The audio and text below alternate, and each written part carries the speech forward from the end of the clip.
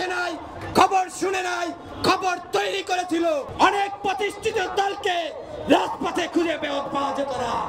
এই জুলাই ফাউন্ডেশনের যে তরুণ যুবকরা দায়িত্ব নিয়েছেন, এই জুলাই ফাউন্ডেশনের এই তরুণরা আওয়ামী লীগ যুবলীগের থেকে ভয়ঙ্কর তাণ্ডব চালিয়ে যাচ্ছে।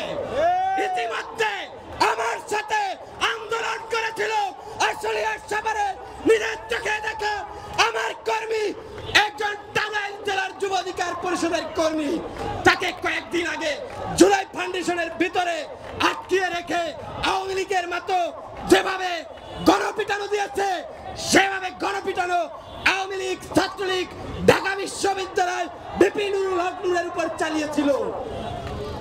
সংগ্রামী সাথী ও বন্ধুগণ, বিপিনুর খবর দেখে নাই, খবর শুনে নাই, খবর তৈরি করেছিল এই জুলাই আগস্টে। আজকে সেই বিপিনুরের চেতনাকে বিক্রি করে কয়েকটি সাম্রাজ্যবাদী, পুঁজিবাদী, চাঁদাবাদীরা যেভাবে তাণ্ডব চালিয়ে যাচ্ছে, এই মোহাম্মদপুরে নাম মেনশন করতে চাই না, দুজন ব্যক্তি আছে, তাদেরকে সতর্ক করছি।